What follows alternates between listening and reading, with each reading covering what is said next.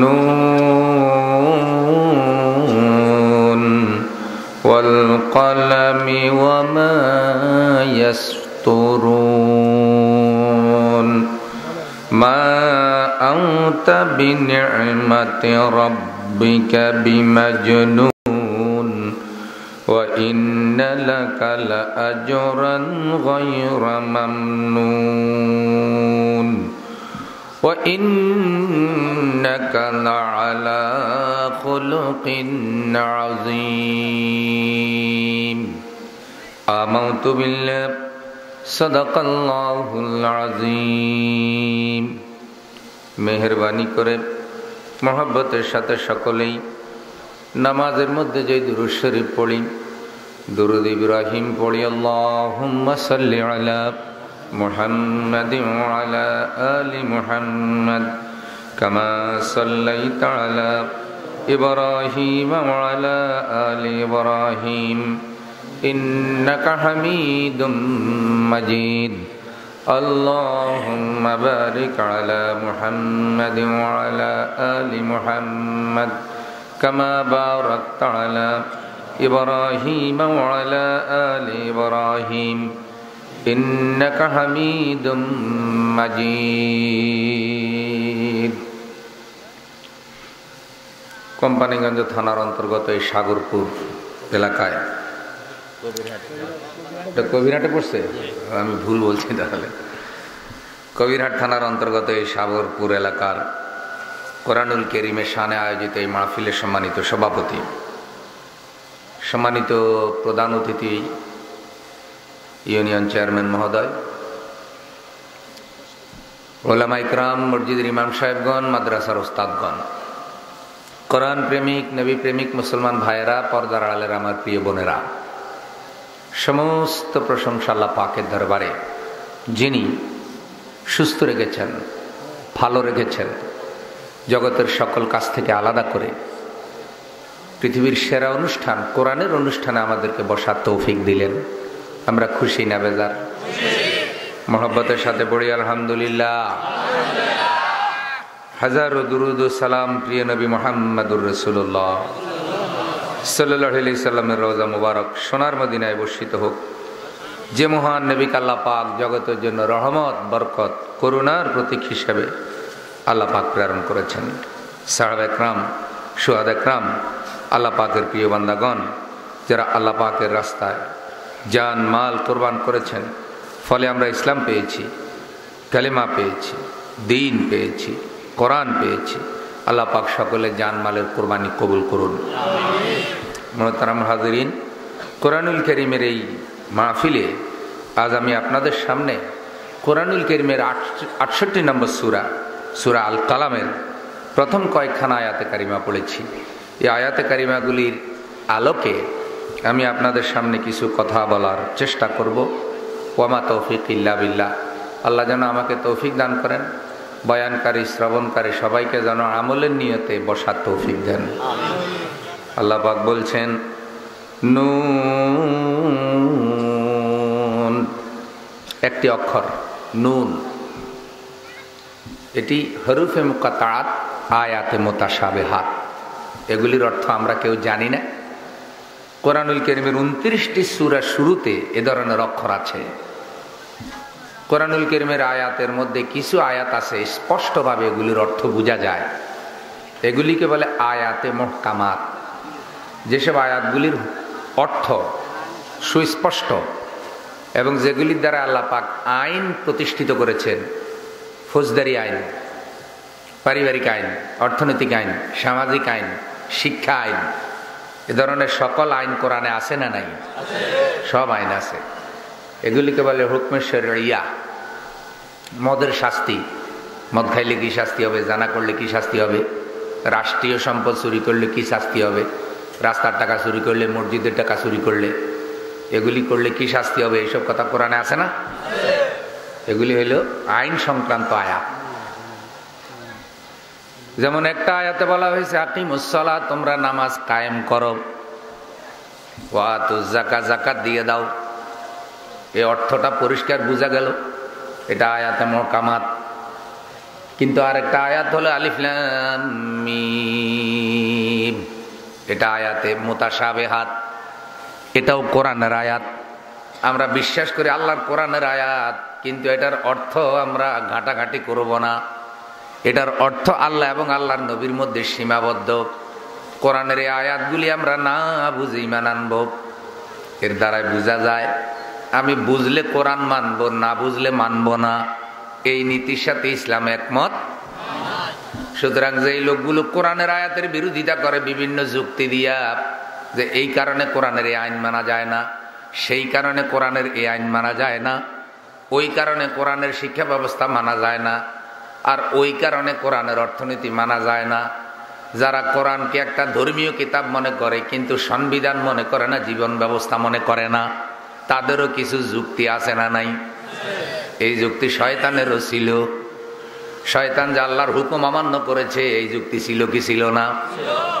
সুতরাং বর্তমানে যারা কোরআন প্রত্যাখ্যান করা, ইসলামী সমাজের বিরুদ্ধে, ইসলামী আইন কানুনের বিরুদ্ধে বিভিন্ন যুক্তি দাঁড় করায়, এদের দিকে তাকাইলেও এদেরকে এই জামানার শয়তান মনে হয়। ওইটাও শয়তান, এটাও কি? পার্থক্য হলো ওইটা ১৫০০ বছর আগে আসছে, এটা ১৫০০ বছর পরে আসছে। ওইটা সৌদি আরবে আসছে আর এটা বাংলাদেশে আসছে। ওইটা হলো শয়তান মেড ইন সৌদি আরব, আর এটা হলো শয়তান মেড ইন বাংলাদেশ। কথা বোঝা গেল? সুতরাং কোরআন বুঝলে মানবো, না বুঝলে মানবো না, ব্যাপারটা এরকম নয়। আলিফ লাম মিম দিয়ে আল্লাহ কোরআন শুরু করলেন কেন? যত বড় জ্ঞানী হও বান্দা, তোমার সার্টিফিকেট যত বড়ই হোক না কেন, আগে কোরআনের কাছে সারেন্ডার করো। আগে বলো যে আল্লাহ আমি কিছু বুঝি না, সব বুঝো তুমি। তুমি কোরআনে যা নাজিল করেছো এটা আমি বুঝলেও মানতে হবে, না বুঝলেও। আমার বাপের বিরুদ্ধে গেলেও মানা লাগবে, আমার নেতা নেত্রীর বিরুদ্ধে গেলেও নেতা নেত্রীকে আমি নিচে রাখবো, তোমার কোরআনকে উপরে রাখবো।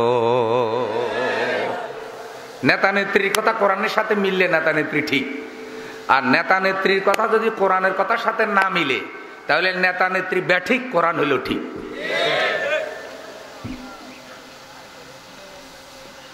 এখন নেত্রীর কথায় কোরআন চলবে না, কোরআনের কথায় নেত্রী চলবে। ইমামের কথায় কোরআন চলবে না, কোরআনের কথায় ইমাম চলবে।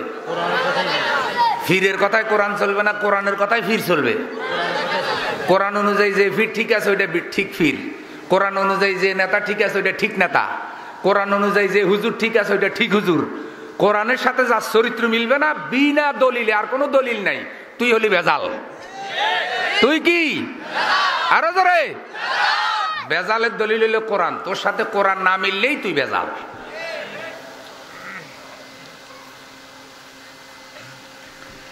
সুতরাং বুঝলেও মানবো, না বুঝলেও কি মানব? এই পৃথিবীর কোনো কিছু না বুঝলে কোনো নেক নাই, কোনো ফায়দা নাই। কিন্তু একটা মাত্র কিতাব আল্লাহর কোরআন, যেটা না বুঝলেও 10টা নেকি আছে। এক অক্ষরে কয় নেকি? কথা কন।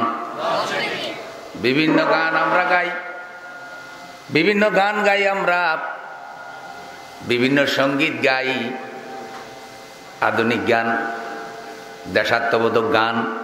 দেশাত্মবোধক গান বুঝেন তো, যে গানের মধ্যে দেশের প্রশংসা। আর যে আপনারা এখন তো দেশ বড় না আল্লাহ বড়? দেশ বড় না কোরআন বড়? তাহলে গুণগান কি দেশের না দেশের মালিকের? দেশের মালিক কে? তো এখন মাওলারে চিনে না, দেশের গুণগান গায়। এমন আছে না নাই? যেমন ধরেন আমার সোনার বাংলা, আমি তোমায় ভালোবাসি, এটা একটা সঙ্গীত, এটা একটা গান, কবিতা। একজন ভাই লিখছে, সে ভাইটি মুসলমান ছিল না, যার ভিতরে ঈমান থাকে না, তার কলমের মধ্যেও কখনো ঈমানের কথা বের। আমি ওইটার প্রতি শ্রদ্ধা রেখেই বলছি, ওখানে গুণগান গাওয়া হয়েছে কিসের? দেশের, মাটির। এখন আপনারা এখন এই গানটা গাইলে প্রতি অক্ষরে কয়টা নেকি হয়? যখনই আমি আমার বললাম সরেয়াতে 10 নেকি, ম আকারে 10 নেকি, রতে 10 নেকি, আমার কইলেই 30 নেকি লেখা হয়। কি কর? কিন্তু যখনই আপনি পড়বেন বিসমিল্লাহির রহমানির রহিম, 1 আপনার 19টা অক্ষর। আল্লাহর নবীর হাদিস বলতেছে আয়াতে কারিমা পড়ার সাথে সাথে আপনার আমল নামায় 190টা নেকি লেখা হয়ে যায়। বুঝেন বা না বুঝেন, বুঝলে তো আরো বেশি বেহিসাব, না বুঝলেও একেবারে খালি নয় 10। সুতরাং যারা কোরআন নাম্বারিং করে, যে কোরআনে অর্থনীতি যেটা দিল, কোরআন বলল সুদ হারাম, আমরা সুদ ছাড়া তো সমাজ চালাইতে পারি না। আপনারা কোন তো বাংলাদেশে যত সুদ আছে সব হিন্দুরা খায়। তাহলে বোঝা গেছে এমন কিছু লোক আছে যাদের ঘরে কোরআনও আছে, শুধু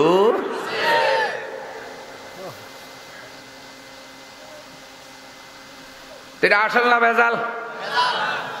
মাথায় টুপি থাকলেও ভেজাইলে টুপি, কথা কয় না। ঘরে নামাজ থাকলেও ভেজাল নামাজ, হজ করলেও এটা ভেজাল আজি।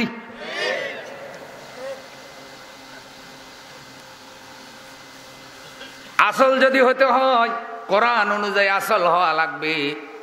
কোরআন বলেছে সুদ চলবে না। যারা মুসলমান তারা সমাজের কোন আইন কানুনে সুদের আইন পাশ করবে না, তারা আইন পাশ করে সুদ বন্ধ করে দেবে।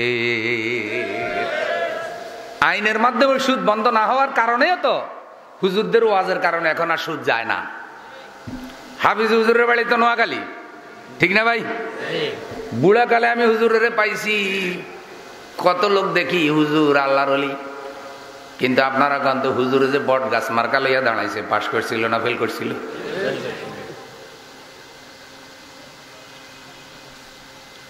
স্বীকার করলেন বুজুর্গ মানুষ, কিন্তু আসল জায়গায় দিতে রাজি। হুজুর আপনি আল্লাহ আল্লাহ করেন, মসজিদে থাকেন, মানুষের পানি পড়া দেন, চাউল পড়া দেন, তাবিজ দেন, এইসব করেন। আমরা যে জায়গায় আছি এই জায়গায় আবার হুজুরেও কিন্তু বুঝছে যত ওয়াজ করি রে আসল জায়গায় না গেলে কিন্তু শরীয়ত কায়েম হবে। তো হুজুরে সুদের বিরুদ্ধে ওয়াজ করতে করতে হাফিজ হুজুর মরে গেছে, সুদ কিন্তু রয়ে গেছে। কেউ হুজুর মরে, হাফেজ মরে, পীর মরে, মুরিদ মরে, সুদ মরে না কা? সুদ কা মরে না? কথা বলেন। মরে না এই কারণে আমাদের কিছু মুসলমান ভাই আছে, ওগুলারও দেখলে মুসলমান মনে হয়, দাবি করে মুসলমান হাজী সাহেব, কিন্তু তাদের দায়িত্ব ছিল আইন করে সুদ বন্ধ করে দেওয়া।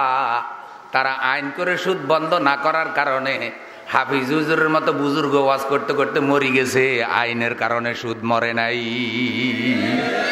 আর আইনটা কোরআনের উল্টা থাকার কারণে হাফিজ হুজুরের কোনো ওয়াজও সমাজে প্রতিষ্ঠিত হয় নাই। ওয়াজ করতে করতে হুজুর মরে গেছে, হুজুরের লাভ হয়েছে, কিন্তু ওই ওয়াজের কোনো কার্যকারিতা সমাজে। বিশ্বনবী যদি শুধু ওয়াজ মাহফিল করতেন, সাহাবা একরাম যদি শুধু ওয়াজ শুনতেন আর ঘরে চলে যেতেন, তাহলে আবু জাহেলের সাথে রসুলের কোন দ্বন্দ্ব হইতো? তা আবু জাহেলের সাথে নবীর শত্রুতা লাগছে যেই কারণে,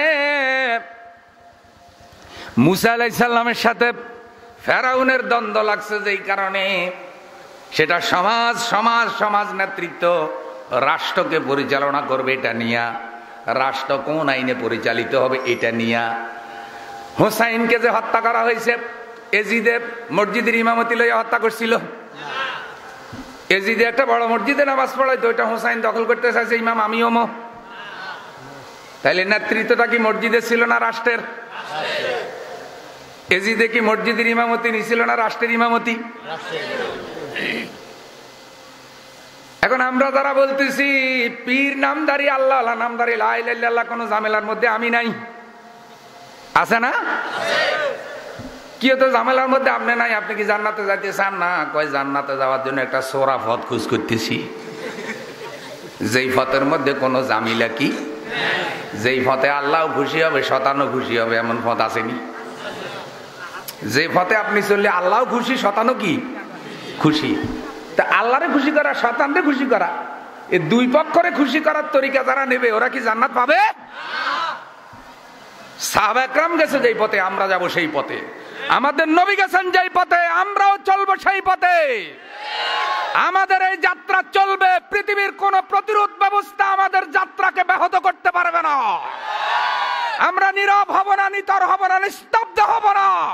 আল্লাহর কোরআন বুকে নিয়ে একটা ইসলামী সমাজ ব্যবস্থা প্রতিষ্ঠার জন্য আমৃত্যু আমরা কাজ করে যাব ইনশাআল্লাহ। ভাইয়া আল কোরআন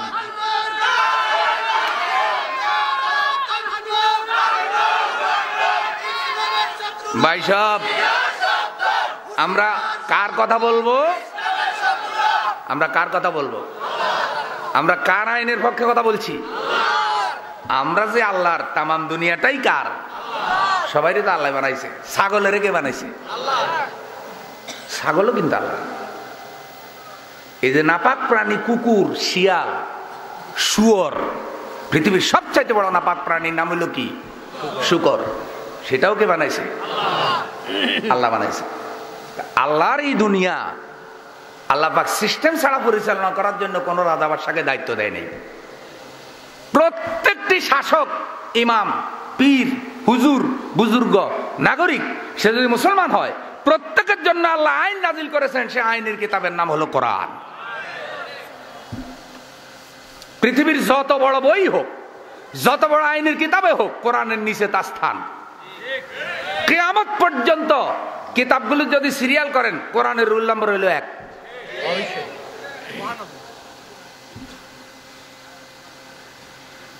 আমার বাবারা,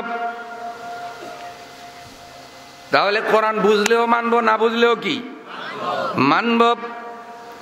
বিশ্বনবী বলছেন কোরআন বুঝতে হবে, কোরআন জানতে হবে, কোরআনকে অন্তরে লালন করতে হবে। ইন্নাল্লাযী লাইসা ফি জাওফিহি শাইয়্যুম মিনাল কোরআন কাল বাইতিল খারাব।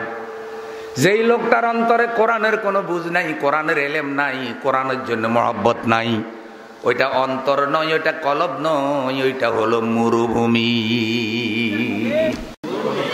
এরকম মরুভূমিওয়ালা অন্তর এই বাংলাদেশে বহু লোকের আছে না নাই? এদের কলবের মধ্যে সব আছে, কিন্তু কোরআন নাই। হিন্দি গান দিলেও এত হুনে, বাংলা গান দিলেও হুনে, কিন্তু কোরআনের কথা কইলে হাতে টাকি মাছের মতো মনে হয় যেন হুলটে নিয়ে ফেরাউন আর কি। বুঝিনি ভাই? কিও তোমার হিন্দি গান দিলে খাও, বাংলা গান দিলে খাও, বিড়ি দিলে খাও, সিগারেট দিলে খাও, ফ্যান্সি দিলে খাও, ইয়াবা বায়াকরা হেঁটে দিলেও খাও, ফুটবল দিলেও খাও, ক্রিকেট দিলেও খাও, তো কোরআন দিলে কা তুমি এরকম করো? কোরআন দিলে আর ভালো? ওইটা হলো বিরান ভূমি। যার অন্তরে কোরআন নাই সেটা কি? আল্লামা ইকবাল বলেছেন, ये फूल फूल नहीं जिस फूल में बू नहीं, ये दिल दिल नहीं जिस दिल में कुरान नहीं। সে ফুল ফুল নয় যে ফুলের মধ্যে সুগন্ধি নাই, ওই কলব কলব নয় যেই কলবের মধ্যে আল্লাহর কোরআনের শিক্ষা নাই। প্লাস্টিকের ফুল কি ফুল নি? কথা বলে। কাগজের ফুল কি ফুল নি? কাগজের ফুল আর প্লাস্টিকের ফুলের জন্ম বাগানে হয়েছিনি? কাগজের ফুল আর প্লাস্টিকের ফুলে মৌমাছি বসেনি, মধু আসেনি, কিন্তু দেখলে মনে হয় কি তা আসল না নকল? ये फूल फूल नहीं जिस फूल में बू नहीं, সে ফুল ফুল নয় যে ফুলে সুগন্ধি নাই, মৌমাছি যায় না, মধুও। ये दिल दिल नहीं जिस दिल में कुरान नहीं, ওই কলব কলব হতে পারে না, ওই অন্তর কখনো অন্তর হতে পারে না যে কলবের ভিতরে আল্লাহ আর কোরআনের নূর নাই। আল্লামা ইকবাল আরো বলেছেন, वे जमाना में मुअज़्ज़ज़ थी मुसलमान होकर, और तुम खार हुए तारिक़े कुरआन होकर। ওই জামানার মানুষগুলো সম্মানিত। হযরত ওমর ফারুক রাদিয়াল্লাহু তাআলা আনহু খুনি ছিলেন। বিশ্ব নবীকে যেদিন খুন করতে রওনা হলেন, আল্লাহর কোরআনের তেলাওয়াত হযরত ওমর জীবনটাকে, হযরত ওমরের জীবনটাকে জাহান্নাম থেকে ঘুরাইয়া জান্নাতের দিকে ফিরাইয়া দিল। জাহান্নামে যিনি যাচ্ছিলেন, জীবনের গাড়ি কোন দিকে চলে গেল? জান্নাতের দিকে। উসিলা হলো কোরআন, কারণ তার বোন কোরআন তেলাওয়াত করতেছিলেন। কোরআনের তেলাওয়াত শুনে মোম যেভাবে গলে, পাষাণের মতো হৃদয়ে হযরত ওমর ফারুক রাদিয়াল্লাহু তাআলা আনহুর কলব গলে গেছে। আর অপরপক্ষে আবু জাহেলের গোষ্ঠী, ওরা যখন কোরআন শুনছে তখন কি কইছে সেটাও কোরআনে আছে না নাই? وَقَالَ الَّذِينَ كَفَرُوا لَا تَسْمَعُوا لِهَذَا الْقُرْآنِ। আবু জাহেল দেখলো যে যেটা কোরআন শুনে ওইটাই হেদায়েত হয়ে যায়। মুহাম্মদ সাল্লাল্লাহু আলাইহি সাল্লাম আগেও আমাদের মধ্যে ছিল, কিন্তু মানুষ মুহাম্মদ সাল্লাল্লাহু আলাইহি সাল্লামের জন্য এত পাগল ছিল না। কিন্তু যখন এই কোরআন নাজিল হওয়া শুরু হয়ে গেল, মুহাম্মদ সাল্লাল্লাহু আলাইহি সাল্লাম কোরআন নিয়ে যখন সমাজ পরিবর্তনের কাজ শুরু করলেন, অর্থনীতি পরিবর্তনের কাজ শুরু করলেন, রাজনীতি পরিবর্তনের কাজ শুরু করলেন, মহানবী বললেন যে আল্লাহ মানুষ সৃষ্টি করেছে, যে আল্লাহ জমিন সৃষ্টি করেছে, যে আল্লাহ টাকা দিছে, পয়সা দিছে, কুল কায়নাত যে আল্লাহ পরিচালনা করে, সে আল্লাহর আইন ছাড়া কখনো জমিনে শান্তি আসতে পারে না। তোমরা সকলেই বলো লা ইলাহা ইল্লাল্লাহু মুহাম্মাদুর রাসূলুল্লাহ। সবাই বলি সাল্লাল্লাহু। এটি একটি বিপ্লবী কালেমা। এই কালেমার ভিতরে সমাজ পরিবর্তনের ঘোষণা আছে, এই কালেমার ভিতরে অর্থনীতি ইসলাম অনুযায়ী চালানোর ঘোষণা আছে, এই কালেমার ভিতরে পর্দার ঘোষণা আছে, এই কালেমার ভিতরে আইন আদালত কিভাবে চলবে সেই ঘোষণা আছে, এই কালেমার ভিতরে জন্ম থেকে মৃত্যু করে শুরু করে মৃত্যু পর্যন্ত, রান্নাঘর থেকে শুরু করে আন্তর্জাতিক জীবন পর্যন্ত কিভাবে কিয়ামত পর্যন্ত পরিচালিত হতে পারে তার পরিপূর্ণ ঘোষণা এই কালেমার ভিতরে আছে। লা ইলাহা, নেই কোনো মাবুদ, নেই কোনো শাসনকর্তা, নেই কোনো আইনদাতা, নেই কোনো রিজিক দাতা, নেই কোনো হুকুমদাতা, নেই কোনো শিক্ষাদাতা, সকল কিছু যিনি দেন তিনি কে? লা ইলাহা। এটি একটি বিপ্লবী ঘোষণা। যেই কালেমা ঘোষণা করবে তার জীবনের আমূল পরিবর্তন হয়ে যাবে। তার আমিত্ব বলতে আর কিছু থাকবে না। মালিক তাকে যা বলবে সে মালিকের কথা অনুযায়ী চলবে। ওই জামানা মে মুআজ্জাজ স্থিত, সেই জামানার মানুষগুলো সম্মানিত ছিল, কারণ তারা কোরআন অনুসরণ করেছে। কোটি কোটি মুসলমান হলেও কোনো সম্মান থাকবে না যদি তারা কোরআন অনুসরণ না করে। আর অল্প সংখ্যক মুসলমান যদি হয়, জীবনের সকল ক্ষেত্রে আল্লাহর কোরআন অনুসরণ করলে আল্লাহ তাদেরকে মর্যাদা দেবে, শান্তি দেবে। আমার ভাইয়েরা,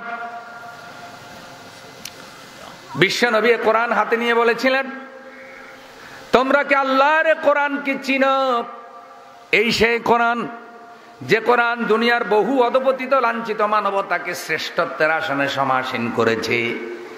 আর এই সেই কোরআন, যে কোরআন পৃথিবীর শক্তিশালী সাম্রাজ্য রোম এবং পারস্য সাম্রাজ্যকে দুনিয়া থেকে তছনছ করে দিয়েছে।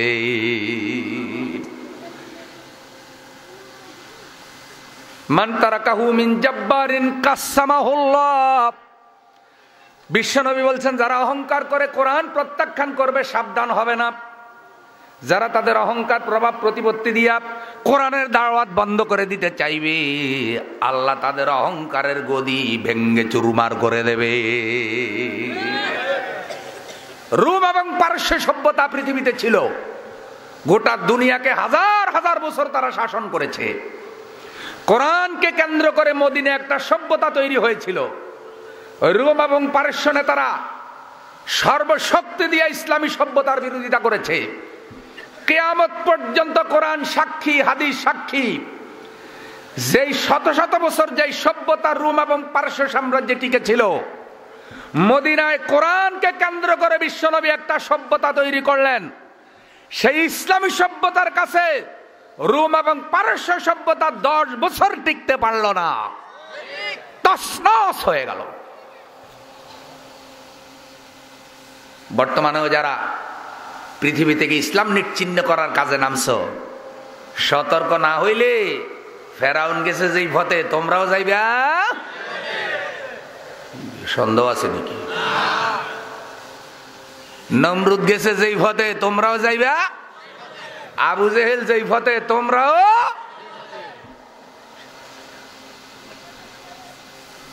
তাহলে কোরআন বুঝলেও মানবো, না বুঝলেও কি? নুন এটা বুঝি না, কিন্তু না বুঝাও স্বীকার করি, এটা কার কথা? এরপর আল্লাহ বলছেন ওয়াল কলামি ওয়া মা ইয়াসতুরুন। ওয়াটা হলো ওয়াই কাসমিয়া, কসম, কসম করতেছেন আল্লাহ। ওয়াল কালামে, কলমের কসম। কিসের কসম? কলম বুঝেননি? ও বন্ধু, এক সময় ছিল বাঁশের কলম, তারপরে একটা কলম বার হয়েছিল ফান্ডু খান না কি কইতো, কালির কলম। আস্তে আস্তে এখন উন্নত হয়েছে বলবেন, তার আগে কইতো শীষ কলম। সেই কলমের কসম করতেছেন আল্লাহ। ওয়া মা ইয়াসতুরুন, কলম যাহা লিখে তার কসম। এখানে আমাদের দেশের মেটাডোর কলমের কসম আল্লাহ করেন নাই, এখানে কার কলম, কাদের কলমের কসমের করেছেন আল্লাহ। বিশ্বনবীর কাছে যখন কোরআন নাজিল হতো ৩৬ জন সাহাবী যারা কাতেবে ওহী ছিল, তারা ওহী লিখে রাখতো।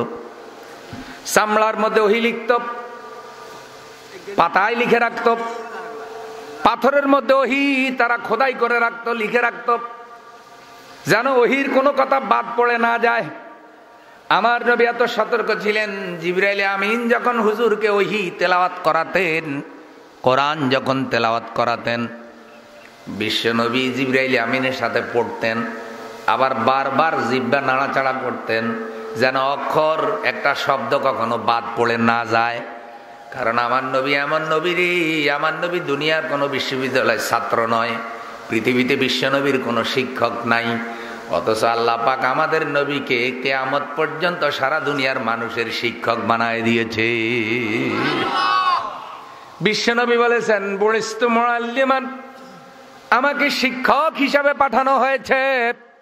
এই দুনিয়াতে সব কাজের শিক্ষক আছে, পকেট মারের ওস্তাদ আছে না নাই? কত বড় বিদ্যা!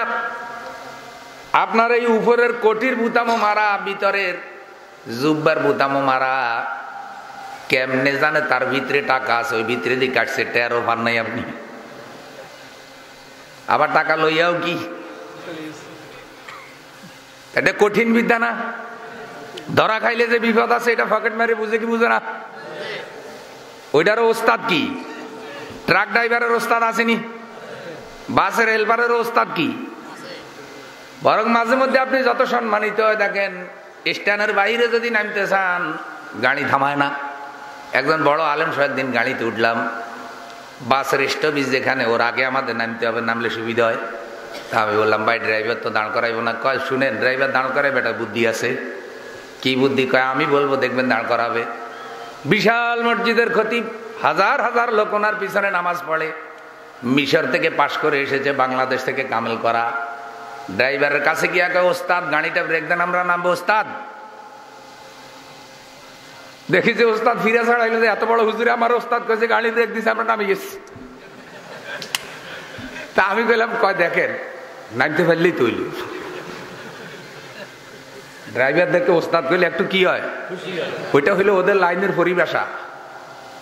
সব লাইনের কিছু পরিভাষা কি। তারপর আমার কয় ফখরুল ভাই, কোনোদিন যদি বেকায়দা জায়গায় নামাত লাগে, ড্রাইভারের কাছে গিয়ে কইবেন ওস্তাদ, দেখবেন যে মহা খুশি হয়ে ব্রেক দিবে, আপনি নামে যাবেন। তো একজন একটু খুশি হইলে আপনার ক্ষতি কি?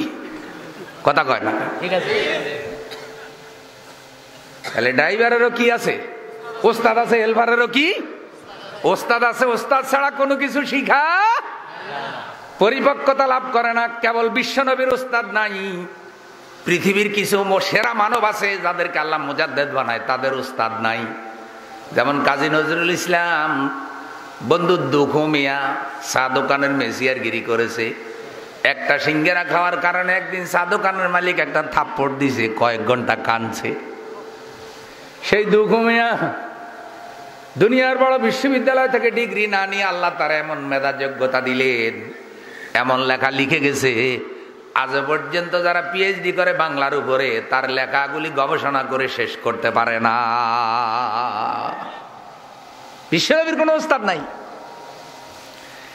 এখন প্রশ্ন আসতে পারে, হুজুর কিসের ওস্তাদ? তাহলে কি শিখাইল? পকেটমারি কে শিখাইল? সুদ ঘুষ খাওয়া কে শিখাইল? ব্যবসায়ী বড় চালাক, ছেলেরে ব্যবসা শিখায়।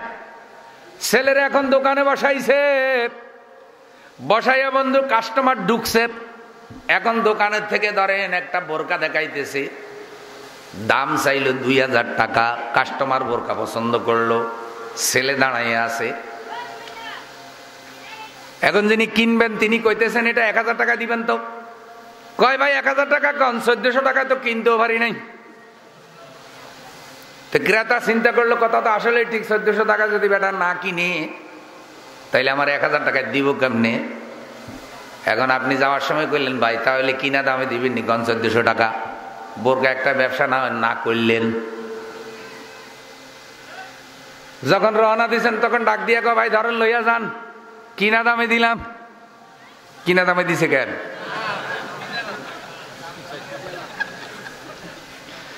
ছেলে দাঁড়াইয়া আছে, ছেলে কয় আব্বা কিনছেন তো 1000 টাকা দিয়া। কইলেন যে 1400। কয় বেটা 1400 না কইলে নিত নি, তোর দোকানে দাঁড় করে এতে আসি, তুই এত চালাকি করস কা? ব্যবসা শিখ।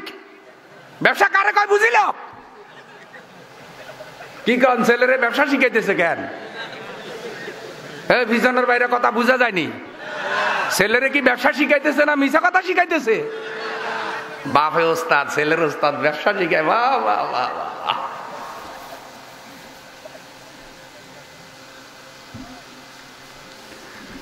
আমার ভাইয়ারা, যেই সব পিতামাতারা সন্তানাদিকে এগুলি শিখায়, তারা পিতামাতা সন্তান জন্ম দিছেন, কিন্তু পিতামাতার দায়িত্ব কি এটা এখনো বুঝেন?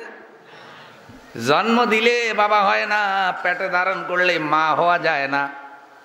পিতামাতার প্রতি সন্তানের যেমন কর্তব্য আছে, সন্তানের প্রতিও পিতামাতার দায়িত্ব আছে না নাই? আমাদের অধিকাংশ মা বাবারাও এখন আর সন্তানের প্রতি দায়িত্ব পালন করে না। সন্তানকে কেমনে গঠন করবে অনেক পিতামাতা সেই চিন্তা এখন আর করে না। সন্তান কি করে, পড়ালেখার জন্য ইউনিভার্সিটিতে পড়াইছে, ওই ছেলে কি পড়ালেখা করে না মেয়ে বন্ধু নিয়ে বিভিন্ন পার্কে পার্কে বাকুম বাকুম করে, অনেক পিতামাতা খবর। আশ্চর্যের বিষয়, কলেজ ইউনিভার্সিটির চরিত্র নষ্ট করার এক আঁকড়া হয়ে গেছে। এখন ফ্রি সার্চ কান্ট্রি হয়ে গেছে অধিকাংশ কলেজ ইউনিভার্সিটিগুলিতে। লজ্জা শরমের বালাই নাই। যুবক যুবতী বিবাহ ছাড়া একসাথে চলাফেরা করে, রাত্র 12টা-1টা হয়ে যায়, হলে ফিরে না। কোথায় থাকে কেউ জানেও না, কোনো জবাবদিহিতা নাই। এইভাবে হায়া শরম লজ্জা যাইতেছে সইলা মরিয়া। শিক্ষকরাও খবর রাখে না, কারণ যারা শিক্ষক হয়েছে তারাও ছাত্র জীবনে এটাই করছে। যেই বাপে ছেলের সামনে ডান্ডা টানে, ছেলে যদি কিসমত বিড়ি খায়, আকিস বিড়ি খায়, বাপে নিষেধ করতে পারবো নি? ছেলে কইবে আমি তো আকিস খাই, তুমি তো ভ্যানসন খাও। কথা কয় না কা? আমার একজন কয় হুজুর রোহিঙ্গাদের উপরে এত জুলুম নির্যাতন, আপনারা হুজুরেরা কিছু স্লোগান দেন, প্রতিবাদ করেন, আপনাকে কথার তো কোনো দাম নাই, মিডিয়াও দেখায় না। কিন্তু যারা সমাজ চালায়, রাজ্য চালায়, নেতাগুলি কথা কয় না কা? আমার ভাষা আরেক হুজুরে কয় কি শুনেন, যেই বাপে ছেলের সামনে সিগারেট খায়, ওই বাপে ছেলেরে কিসমত বিড়ি খাইতে নিষেধ করতে নৈতিক সাহস থাকে না। যেই মুসলমান নামদারি রাজাগুলি, মুনাফেক নামদারি রাজাগুলি নিজের দেশে হকপন্থীদের উপরে জুলুম করে, ওরা কাফেরদের দেশে মুসলমান জুলুমের প্রতিবাদও করে না। ওরা চিন্তা করতেছে কিরে, বৌদ্ধরা এই দেশে যে কাম করে, আমিও তো আমার দেশে এক কামই করতেছি। ওই নেত্রীরে সুমা দেয়, বাবা বাবা, শান্তিতে নাবেল। শান্তি করতেছে বার্মায়, শান্তি করতেছে। প্রিয় বন্ধু, বার্মার মুসলমানগুলি কিছু বুঝে না, লেখাপড়াও এত বেশি, রাষ্ট্রীয় জুলুমের শিকার তারা, হরতালে নাই, আন্দোলনে নাই, দেশের কোনো ব্যবসা বাণিজ্যের মধ্যে নাই, পড়ালেখাটাও তাদের কোনো এত বেশি সুযোগ নাই। তারা শুধু কাম করে আর খায়, তারা শুধু কোন রকম কাম করে। কৃষক হাল চাষ করে জমিনে, অনেকের একদিনে একবেলা খাওয়াও জুটে না। তাদের বাড়িঘরগুলোর দিকে তাকান। আমাদের দেশে গরু ছাগল এরকম নিম্নমানের বাড়িতে থাকে না, এইরকম বাড়িতে আমার মুসলমান ভাই বোনেরা থাকে। আর আজকে যেভাবে নির্মম ভাবে হত্যা করতেছে বন্ধু, আমরা আগে ফিলিস্তিনে জুলুম নির্যাতন দেখেছি। আমরা মনে করেছিলাম ইহুদিরাই বুঝি পৃথিবীর সব চাইতে বড় অমানুষ, ইহুদিদের থেকে জঘন্য বুঝি কোনো জাতি নাই। কিন্তু বৌদ্ধরা প্রমাণ করলো ইহুদিরা নয়, তাদের থেকে জঘন্য কোনো মানুষ 100 বছর আগেও ছিল না, 1000 বছর পরেও তাদের মতো হিংস্র কোনো মানুষ জন্ম হবে না। অহিংসা পরম ধর্ম, গৌতম বুদ্ধের কথা। অহিংসা মানে কাউকেই হিংসা করা, জীব হত্যা মহাপাপ। মানুষ তো দূরের কথা, একটা প্রাণীও মারবা না, পিপলা মারবা না। বুদ্ধং শরণং গচ্ছামি ওং শান্তি। এই ওং শান্তির দলেরা, বুদ্ধঙ্গের দলেরা আজকে যেটা সাজছে বন্ধু, এই যে টাক্কু মাথা হলুদ কাপড় পরে থাকে, দেখলে মনে হয় বিজা বিড়াল, আসলে সবগুলা খুনি জানোয়ারের চাইতেও খারাপ। বিশ্বনবী আমাদেরকে শিখাইছেন অন্যের মতের প্রতি শ্রদ্ধা করতে। বিশ্বনবী আমাদেরকে শিখাইছেন মানুষের ধর্মীয় স্বাধীনতা দিতে, কারো ধর্মীয় অধিকারের উপর হস্তক্ষেপ করা বিশ্বনবী শিখান নাই। যার কারণে 90 জন মুসলমানের দেশে কোনো অমুসলিম কখনো অত্যাচারের শিকার হয় না। শুনে রাখেন, রামুতে যে বৌদ্ধ মন্দিরে হামলা হয়েছে ওটা মুসলমানরা করে নাই। নাসিরনগর ব্রাহ্মণবাড়িয়ায় যেটা ঘটেছে ওইটা কোনো মাদ্রাসার হুজুর, কোন ইসলামপন্থীরা করে নাই। তাদের ষড়যন্ত্রটা কি? কেউ কেউ মন্তব্য দিয়েছে পত্রিকায়, আবার এলাকার অনেক মুরব্বীরা আমরা মাহফিলে গেলে বলেছে, হুজুর কিছু বুঝলাম না, কারা ঘটাইলো। যেমন কক্সবাজারে যাওয়ার পরে জানলাম যে কি হয়েছিল ওখানে। কয়েকটা বৌদ্ধ যুবক কোরআনের উপরে দাঁড়াইয়া ভিডিও করছে। এখন কোরআন হলো আমাদের জীবনের চাইতেও দামি কিতাব, ঠিক না ঠিক? ওইটার উপরে দাঁড়াইয়া ভিডিও করছে, ওইটা ফেসবুকে আপলোড করে মুসলমানদের দেখাইছে যে দেখো, ওই বৌদ্ধর কিছু লোকেরাই দেখাইছে, দেখো তোমাদের কোরআনের কি অপমান করছে। তাহলে কন্তে আবার বেনামাজি সুদকুর হাইজাকার, তার কলিজাও জ্বলবে কি জ্বলবে না? সে চিন্তা করবে আমি নামাজ পড়ি না, আমি রোজা রাখি না, কিন্তু আমি তো কোরআনকে আমার মাথার উপরে স্থান দেই। আমার জীবনের চাইতেও দামি কোরআন যে পায়ের নিচে দিয়ে চড়ে রাখবো না। এরকম কিছু প্রতিক্রিয়া হয়েছে, ওখানে স্লোগান হয়েছে, দলমত নির্বিশেষে কোনো দলীয় লোকেরা করে নাই, সবাই করেছে। এটা করার পরে বন্ধু সুযোগ সন্তানী যারা, তারা দুই ভাগ হয়েছে। কেউ কেউ বলছে ওরা ওই বৌদ্ধ ধর্মেরই লোক, ওরা এই গ্রুপও আগুন লাগাইছে, এই গ্রুপও আগুন লাগাইছে, মন্দিরও আগুন লাগাইছে, বৌদ্ধ মূর্তিতে লাগাইছে।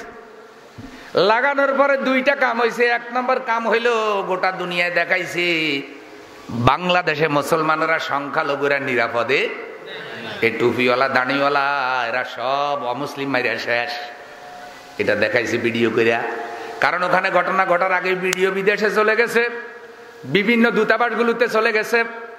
এখন বিভিন্ন নেতারা পাগল হয়ে গেছে। অমনি জাতিসংঘ থেকে কমিশন এসে পড়লো, ইউরোপীয় ইউনিয়ন পাগল হয়ে গেল, জাতিসংঘের মহাসচিব বিবৃতি দিয়ে তাড়াতাড়ি এদেরকে রক্ষা করো। সারা দুনিয়া পাগল হয়ে গেল। পৃথিবীর পত্রিকা, পৃথিবীর মিডিয়াগুলি লাইভ শুরু করলো। বাংলাদেশিগুলিতে আরো বড় দালাল। বাংলাদেশে যে কয়টা মিডিয়া আছে এই সবগুলা তাদের আকল বিবেক বিদেশে বন্ধক রাখছে, একটারও মানুষ বলা যায় না।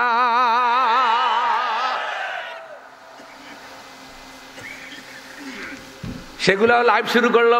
তাহলে 1 নম্বর লাভ হইল মুসলমানরা দোষী প্রমাণিত হইল, অথচ শতকরা 1% নামাজি ফরজগার যারা আসল দ্বারার মুসলমান, তারা ওখানে কেউ যায় নাই। পরে লাভ হয়েছে কি দেখেন, 2 নম্বর লাভ, আসল লাভ হয়েছে কি, নিজের ঘরে নিজে আগুন লাগাইছে, জ্বালাইছে, কুলের গড় হয়ে গেছে রাষ্ট্রীয় টাকায় বিল্ডিং। চেয়ারম্যান সাহেব গেছে, যেহেতু জনপ্রতিনিধি, যাইয়া দেখছে আহারে জ্বলে গেছে। এখন চেয়ারম্যান সাহেব বিভিন্ন সাপে পড়ে কইছে কি, এই তোরা শান্ত থাক, আমি বিল্ডিং করে দিব। যাতে আগুন লাগাইছে এত কয়, আমি তো এটাই চাইছিলাম, তাই তো রাতকে লাগাইছি। রে আসামি বাবুল হুজুর নরে।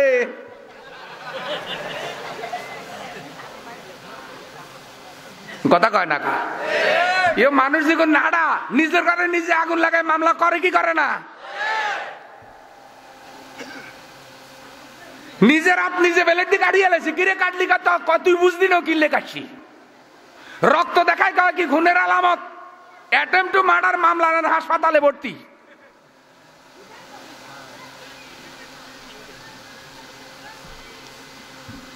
আমার প্রিয় ভাইয়েরা, এখন দেখা গেল যেই মন্দিরে যেই মূর্তি পোড়াইছে ওটা খের দিয়া বানাইছে, আর এখন রাষ্ট্রীয় টাকায় বৌদ্ধ মূর্তি শীত হইয়া কাতল মাছের মতো শুয়ে রয়েছে। জানো, হেতের মতো শান্তি আর কেউ নাই।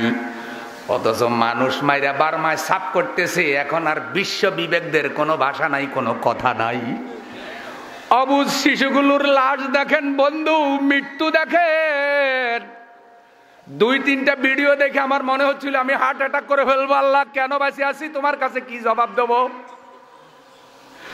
বন্ধু, আমার মা তার বাচ্চাকে দুধ খাওয়াচ্ছে, ছিঁড়া কাপড়, মায়ের কোলের থেকে বাচ্চাটা কেড়ে নিয়া দাও দিয়া মাথাটা কেটে ফেলেছে, দলটাকে কাটতে কাটতে টুকরা টুকরা করে ফেলেছে। মাকে ধরে নিয়ে যে স্তন, মা তার সন্তানকে খাওয়াইতেছে, স্তনের গোড়া দিয়ে কেটে ফেলেছে। নাউজুবিল্লাহ। লোহার রড ওয়ালের সাথে ঝুলাইয়া মাকেও ঝুলাই রাখছে, সন্তানকেও ঝুলাই রাখছে। এটা আবার ভিডিও করে ফেসবুকে দিছে। আমার বন্ধু, 10-12টা শিশু, 1.5 বছর 2 বছর বয়স, চিৎকার করে কাঁদতেছে। আজকের ফেসবুক একটা ভিডিও আছে, ওই শিশুর সাথে তারা কি আচরণ করতেছে। ও বন্ধ হওয়ার পরে এরকম একটা গর্ত করে ওখানে কেরোসিন ঢেলে আগুন লাগাইয়া বাচ্চাগুলোর কোলে করে করে ফালাই দিতেছে। মানুষ জানোয়ারের বাচ্চা, শুয়োরের বাচ্চা ওই নির্দয় ভাবে মানুষ ফেলবে না। মানুষ যদি একটা কুকুরের বাচ্চাকে একটা বাড়ি দেয়, কুকুরটা কেঁদে উঠলে আর আরেকটা বাড়ি।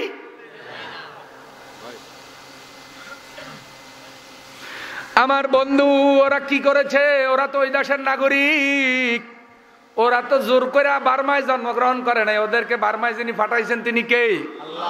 তারা তাদের নাগরিকত্ব স্বীকার করে না। তারা বলছে তারা এই দেশের নাগরিক না। বুঝলাম, নাগরিক না, বাড়াটি হিসাবে রাখো।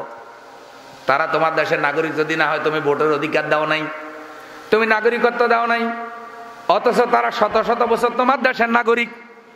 মানুষ তো রিফিউজির সাথেও ভালো ব্যবহার করে। তোমাদের দেশের, আমাদের পার্শ্ববর্তী দেশের হাতি একটা জোয়ারের ধাক্কা আমাদের দেশে ঢুকছিল, আমরা পাগল হয়ে গেছিলাম। হাতির নাম দিছে বঙ্গবাহাদুর। আমাদের দেশের বাহাদুর হওয়ার মতো কি যোগ্যতায় হাতির আছে? যদি হাতিটা দাদার দেশের না হইতো। বঙ্গবাহাদুর বিশালে ঢুকছিনি হাতি।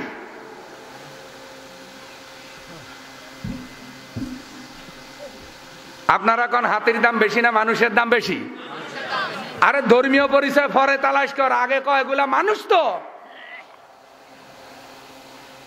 কিসের মানবিকতা তোমাদের? তোমরা বিশ্বকে কি দিয়েছ? তোমরা আমাদেরকে বলো সন্ত্রাসী, আমরা নাকি জঙ্গি। দুনিয়ার অপপ্রচারের শিকার আমরা। কোথায় আমরা জঙ্গিবাদী আচরণ করেছি? পৃথিবীতে জঙ্গিবাদী সংগঠন এখন যেগুলি আছে সবগুলি তো তোমরা বানাইছো। ওগুলি তো তোমাদের দালাল। তোমাদের মুখে মানবাধিকারের কথা বানায় না, তোমরা বিশ্বের মানবাধিকারের দুশ্মন।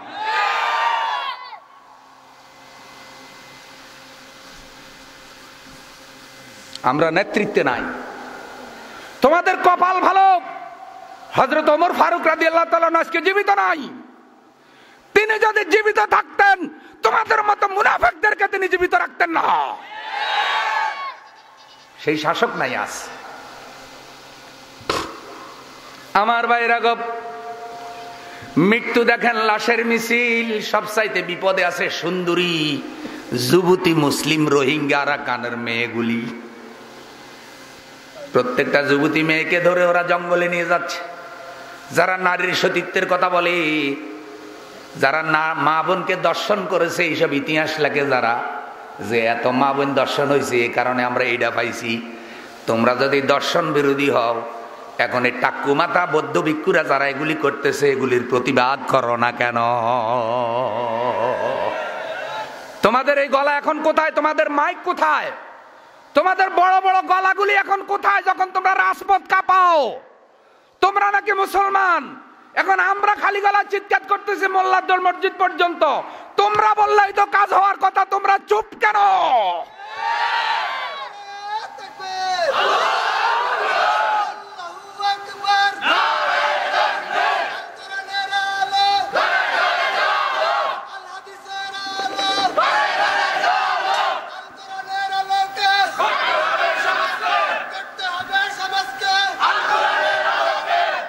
আমার প্রিয় ভাইয়েরা, এবার দেখেন আল্লাহ পাক বলেন বিশ্বনবীর কোয়ালিটি সম্পর্কে, মুহাম্মাদুর রাসূলুল্লাহ ওয়াল্লাযীনা আমানু। মুহাম্মাদুর রাসূলুল্লাহ, মুহাম্মদ সাল্লাল্লাহু আলাইহি সাল্লাম কার রাসূল? আশিদ্দাউ আলাল কুফার রুহামাউ বাইনাহুম, কোরআনে আছে না নাই? তিনি কাফেরদের প্রতি বজ্র কঠোর আর ইমানদারের উপরে রহমত। আমার বিশ্বনবী ইমানদারের জন্য কি, আর কাফেরদের উপরে বজ্র কঠোর। সেই কঠোরতার প্রমাণ দেখেন হুদায়বিয়া সন্ধির খবর জানেন তো? বিশ্বনবী স্বপ্নে দেখেছিলেন যে তিনি মক্কা জিয়ারত করতেছেন। কোরআনুল কারীমে আমার আল্লাহ বলেন লাকাদ সাদাকাল্লাহু রাসূলাহুর রুইয়া বিল হক লাতাদখুলুন্নাল মাসজিদাল হারামা ইনশা আল্লাহু আমিনিন। লাকাদ সাদাকাল্লাহ, আপনার আল্লাহ সত্য। আল্লাহ কি? রাসূলাহু, যিনি তার রাসূলকে স্বপ্নে দেখালেন যে নিরাপদে তিনি মক্কা জিয়ারত তাওয়াফ করতেছেন, উমরা করতেছেন। 1400 সাহাবী নিয়ে আমার নবী উমরা করার জন্য রওনা হলেন। সবাই ইহরামের কাপড় পরে রওনা হলেন, কোরবানির পশুর সাথে। কিন্তু হুদায়বিয়া গিয়া কাফেররা বাধা দিল। মক্কার কাফেররা দেখল মুসলমানরা যদি মক্কায় ঢুকে যায়, যদি আর না যায়, কথা কয় না কা, তাদেরকে ঢুকতে দেওয়া এরকম ভয় আছে না নাই?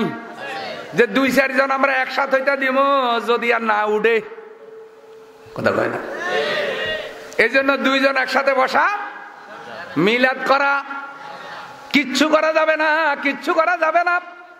যেটাই কইবে সেটাকেই বলা হবে গোপন মিটিং, নাশকতার মহাপরিকল্পনা।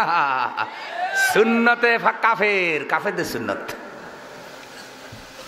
ওরা ভয় পাইছে যে 1400 সাহাবী, এরা যদি একবার মক্কা ঢুকে, যদি আর না যায়, এক ভয়। 2 নম্বর হলো যদি স্বীকার করি যে তারা আইসা উমরা করবে, যদি আমাকে লাত মানাতুজা 360টা মূর্তি কাবাগর থেকে বাইর করে সব ভাঙি চুরমার করে, ডর আছে না নাই? কথা জবাব দেন। আরো ভয় আছে, ওরা আর এমন কি হইলো, ওদের সাথে কেন আমরা এত কিছু কর্ম ঢুকতে দেব না? কুরাইশ নেতারা বাধা দিল। ও বন্ধু, বিশ্বনবী হুদায়বিয়া নামক জায়গায় বসে পড়লেন। বিশ্বনবী হযরত ওসমান রাদিয়াল্লাহু তাআলা আনহুকে পাঠালেন। ওসমান রাদিয়াল্লাহু তাআলা আনহু হুজুরের জামাই না? জিন্নুরাইন বলা হয়। ওসমান জিন্নুরাইন হুজুরের 2টা নূরের অধিকারী, 2টা কন্যাকে বিবাহ করছে। একটা ইন্তেকাল করার পর আরেকটা বিবাহ করছে। হযরত ওসমান রাদিয়াল্লাহু তাআলা আনহুকে পাঠালেন যে কাফের নেতাদেরকে বুঝাও, আমি মারামারি করতে যাচ্ছি না, আমি মক্কা দখল করতেও যাচ্ছি না, আমি শুধু স্বপ্ন দেখেছি একটা বার আমরা উমরা করবো আর উমরা করে চলে আসবো। কাফেররা চূড়ান্ত বাধা দিয়ে হযরত ওসমানকে গুম করে ফেলাইলো। গুম করে ফেলানো, এই গুম করা এটা কিন্তু ফুরান তরিকা, সুন্নতে কাফের। সুন্নত মানে তরিকা, সুন্নত মানে কি? নিয়ম পদ্ধতি। একটা হলো সুন্নত নবী, আর একটা হলো সুন্নতে কাফের। সুন্নত নবী হলো ইসলাম, আর সুন্নতে কাফের হলো কুফরি। তো এখন কুরাইশরা হযরত ওসমানকে গুম করে ফেলাইছে, হত্যা করে না, গোপন রাখছে, নজরবন্দি। কিন্তু ঘোষণা করছে যে শেষ উদ্দেশ্য হলো মুসলমানদেরকে ভয় দেখাবে। ভয় দেখাইলে বাকি যে 1399 জন আছে, ওরা তখন আবার মদিনায়। কথা বুঝেননি? এবার দেখেন বন্ধু, ওসমান তো বন্দী, কিন্তু আইনে নিষেধ। কাউকে এভাবে সলা পরামর্শের জন্য পাঠাইলে তারে বন্দী করা যায় যায় না। বিশ্বনবীর কাছে যখন এই খবর আসলো, হুজুর এত কষ্ট পাইলেন। হুজুর করলেন মক্কায় আরাফাতে, আর আপনার উমরা হোক বা না হোক, কাবাগর তওয়াফ করতে পারি বা না পারি, তোমরা শপথ গ্রহণ করো হযরত ওসমানের হত্যার প্রতিশোধ না নিয়ে কেউ মদিনায় যাব না। নারায়ে তাকবীর। তাইলে দেখেন তো হুজুরের জীবনী, নামাজ পড়া যেমন না কামাল, আল্লাহর রসুল এখানে বলছে উমরা যদি করতেও না পারি, ইহরামের কাপড় যদি খুলে ফেলতে হয় খুলবো, কিন্তু আল্লাহ রসুলের সাহাবী ওসমান হত্যার প্রতিশোধ না নিয়ে কি নবী চাইতে বড় বুজুর্গ কেউ আসেননি যে রে হুজুর এটা ঠিক করেন না রে, কি লাগে হুজুর এত জামিলার পরিকল্পনা করে। এখন দেখেন হুজুর তখন শপথ ডাকছে, শপথটা কি? যে সবাই হুজুরের হাতের উপরে হাত রাখো। সূরা ফাতার মধ্যে ঘটনা আছে না নাই? সবাই হাত রাখো, হাত রেখে শপথ করো যে ওসমান হত্যার প্রতিশোধ না নিয়ে আমরা কেউ যাব না। এখন সবাই তো হাত রাখলো, আমার নবীর নিচে রাখলেন বাম হাত, এরপরে সাহাবা একরাম হাত দিল, আল্লাহর নবী তার উপরে দিলেন ডান হাত। ও আমার বন্ধু, তখন নবীজি বলতেছে দেখো ওসমান এখনো জীবিত আছে না শহীদ হয়ে গেছে আমরা জানি না, কিন্তু আমি নবী ওসমানের পক্ষ থেকে এই বায়াতে শরীক হচ্ছি, এটা ওসমানের হাত। এখন আমার আল্লাহ কয় ইয়াদুল্লাহি ফাওকা আইদিহিম, ও নবী আপনাদের হাতের উপরে আছে আমি আল্লাহর হাত। নারায়ে তাকবীর।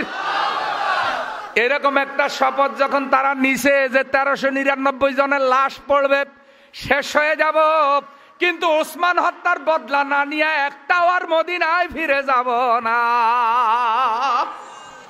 এই খবর যখন বন্ধু মক্কায় চলে গেছে, এবার কাফের নেতা যে গুনে গুনে ডায়রিয়া শুরু হয়েছে, ফেটে ডাক দেওয়া আরম্ভ হয়েছে। কি শুরু হয়েছে কন? ডায়রিয়া। আরো জোরে কন, কিরিয়া। এখন হযরত ওসমান রাদিয়াল্লাহু তাআলা আনহুকে ডরে ছাড়ি দিছে। আল্লাহু আকবার বলেন, সুবহানাল্লাহ কন। হযরত ওসমান রাদিয়াল্লাহু তাআলা আনহু ফিরে আসছে, হুজুর দেখে খুশি হয়ে কয় ওসমান কোন দুর্ব্যবহার করছে না? কয় না হুজুর কিছু করে নাই। আচ্ছা আপনারা কন তো, এই যে হযরত ওসমান রাদিয়াল্লাহু আনহুকে ছাড়িয়ে দিছে, এটা কি সুবহানাল্লাহর ধাক্কায় ছাড়ছে নাকি শপথের কারণে? প্রতিশোধ গ্রহণ না করে ওসমান হত্যার বদলা না নিয়ে একজন মদিনায় ফিরব না, এ খবর যখন পুরা মক্কায় রটিয়ে পড়ছে, ওরা কয় সর্বনাশ, এই 1399 সনের সাথে যুদ্ধ করা মানেই হলো নিজের মৃত্যু ডাইকে আনা। ছাড়ি দে, ছাড়ি দে, কথা কয় না। ও আমার বন্ধু, মনে পড়ে গেল গল্পের কথা, ছোট্ট গল্প। পিসা হুজুরের কাছে সাপ গেছে মুরিদ হইতো। পিসা বেগ আমি তো সাপের মুরিদ করি না, আমি মুরিদ করি মানুষ। কয় হুজুর মানুষ জান্নাতে যাইবে, আমারও তো একটু সব। কয় তো জান্নাত নাই, জাহান্নাম মনে হয়। কয় তাও আমার মুরিদ বানান। কয় যা তোরে মুরিদ করলাম, কয়েকটা সবক দেন। কয় তোরে কি সবক দেবো? আপনার মনে যেটা চাই এটা দেন। কয় খবরদার কাউরে তুই ঠোকর দিবি না, সবল দিবি না, কারণ সাপের কাছে কি আছে? বিষ, আর সবল দিলে মানুষের কি? মৃত্যু। ও বন্ধু, এখন ফির সাহেবের কাছে মুরিদ হয়েছে, সাপ এখন ভালো হয়ে গেছে। সন্ধ্যার সময় খাইতে বাইর হয়েছে, ভোলিং খাইব, ব্যাং দড়ি খাইব, ইরি খাতের লাইলের মধ্যে ঘুরতেছে, দমকার ইরিকে থলায়। সারাদিন ধান খাইতে রাইখা গেছে, সন্ধ্যার সময় বোঝা বান্ধি মাথায় দিব, রশি রাখছে এক জায়গায়। ও বন্ধু, এই জায়গায় সাপ লম্বা হয়ে রয়েছে, বুড়া চোখে কম দেখে সাপের মনে করছে রশি। এখন সাপের উপরে ধান রাখি, এখন ধানের বোঝা বাঁধে, লেজে আর মাথায় ধরে গিরা দিছে। সাপে কয় আহারে ফিসাবে কি সবক দিল। ওই সবক যদি না নিতাম, এ বেটারে বুঝাইতাম কত দানে।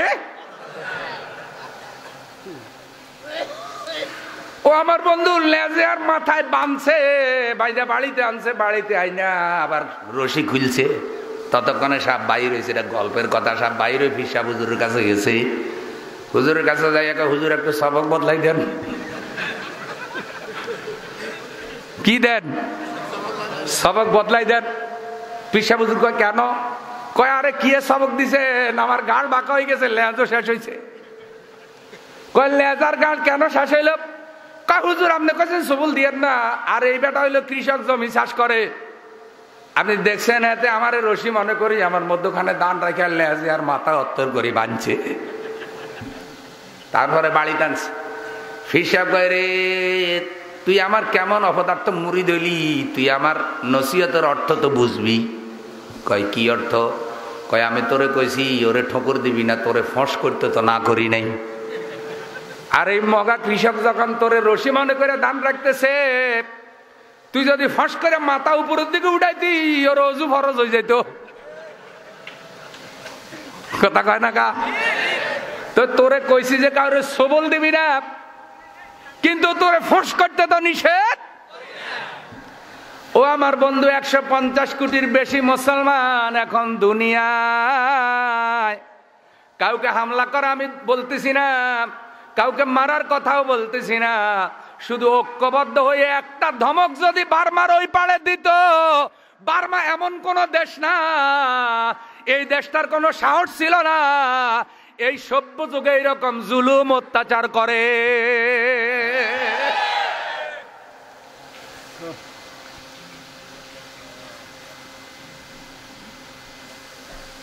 মুসলমান অনক্যের খেসারত দিতেছ, আর দায়ী করে কয় মোল্লা মুন্সি মেলে সমস্যা। কয় হুজুর গন্ধে শ্বাস করে দে। কিরে মোল্লা মুন্সি হুজুর যদি সব শ্বাস করস, তো তোকে ছেলে মেয়ের বিয়ে পড়াইব কে, আর তোকে জানা যায় না কে পড়লো? এগুলো এক শ্রেণী বারো সুখে আমাকে জানাজারও দরকার নাই। আস্তে আস্তে কিন্তু ধ্বংসের দিকে যাচ্ছে ভাই। এখন আপনারা বলেন, বিশ্বনবী যদি এই শপথ না নিতেন ওসমানের ছাড়তো নি? কথা কয় না কা? এটা হলো ফোঁস করছে। কি করছে? ফোঁস। যে খবরদার আমার হুজুর মনে করিও না যে মসজিদের বেলা খালি আল্লাহ আল্লাহ করি আর সাহাবা একরামকে খালি কোরআন শিখাই, আমি বুঝি কিছু বুঝি না। তো করে কেমনে সোজা করার লাগে? এই মক্কার টাকি মার্কা কাফের গুলি সোজা হয়ে যা না হয় 1399 গারে অজ্ঞাও কিন্তু মদিনায় ফিরে যেতেন না। তোকে উইকেট যা আছে সব উইকেট 0 রানে আউট করি, তারপরে খবর।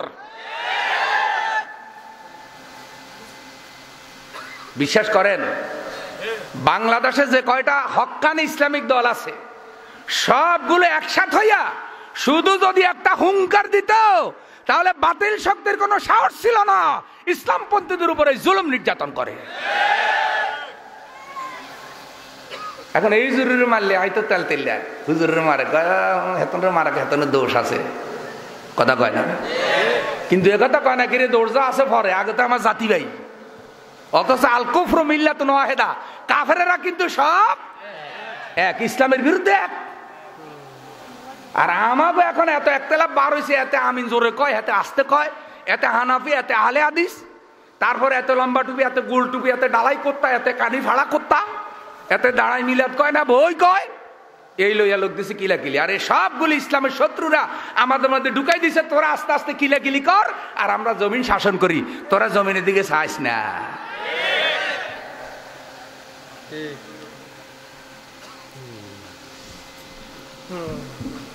খারাপ লাগেনি কেন?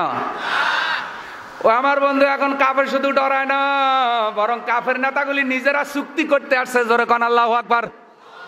চুক্তি করতে আসছি, চুক্তি করবে। লক্ষ্য করেন, আমার নবীর কাছে তারা চুক্তির শর্ত লিখে দিছে। ও লেখার সময় এক জায়গায় লেখছে কাতেবে ওহী যিনি হযরত আলী রাদিয়াল্লাহু তাআলা আনহু, তাদের মধ্যে একজন, তিনি লেখছে মিম মুহাম্মাদুর রাসূলুল্লাহ সাল্লাল্লাহু আলাইহি সাল্লাম, মুহাম্মদুর রাসূলুল্লাহ সাল্লাল্লাহু আলাইহি সাল্লামের পক্ষ থেকে কুরাইশদের সাথে চুক্তি। কুরাইশ নেতারা কয় কি, ওই মুহাম্মদ শব্দ থেকে রাসূলুল্লাহ কাটো, কারণ আমরা তাকে রসুল, আমরা স্বীকার করি মুহাম্মদ ইবনে আব্দুল্লাহ, কিন্তু আমরা তো মুহাম্মদ রাসূলুল্লাহ মানি না। মুহাম্মদ ইবনে আব্দুল্লাহর সাথে আমাদের দুশমনী নাই, আমাদের দুশমনী হলো মুহাম্মদুর রাসূলুল্লাহর সাথে। আল্লাহর নবী এত নরম দিলের অধিকারী, এত দক্ষ কূটনীতিবিদ এবং এত দক্ষ রাজনীতিবিদ, আল্লাহ রসুল বুঝছে যে এই মুহূর্তে রাসূলুল্লাহ কাটি দিলে কাগজের থেকে কোনো অসুবিধা নাই নাই নাই, বরং সুবিধা আছে। যেহেতু ডরে চুক্তি করতে আইছে, বুঝা যায় আস্তে আস্তে কিছু নরম। চুক্তি তো আমি করতে যাই না, চুক্তি তো হেরা করতে আইছে, ওসমানেরও ছাড়ছে, চুক্তিও করতে আইছে। ধাক্কা কয়টা? ধাক্কা কয়টা? খালি শপথ নিছে যে তো করে খাইয়ালাম, এখনো কিন্তু খানা শুরু।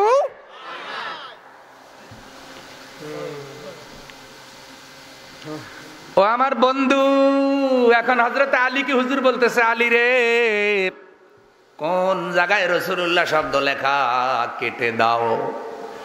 হযরত আলী বলছি, ইয়া রাসূলুল্লাহ, ইয়া হাবিবাল্লাহ, দুনিয়ার যে কোনো নির্দেশ এই গোলামের আপনি দিবেন, এ গোলাম মানবে।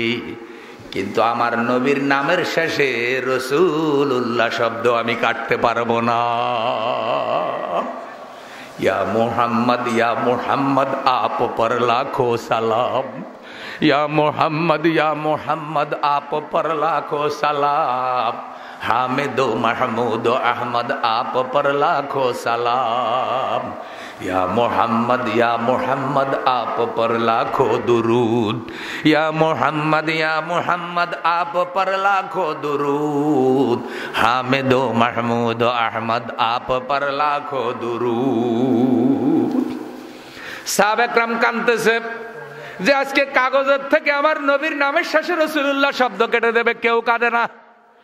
বিশ্বনবী তখন বলল, আলী কলমটা আমার হাতে দাও, আর কোন জায়গায় রাসূলুল্লাহ লেখা আমারে দেখাইয়া দাও।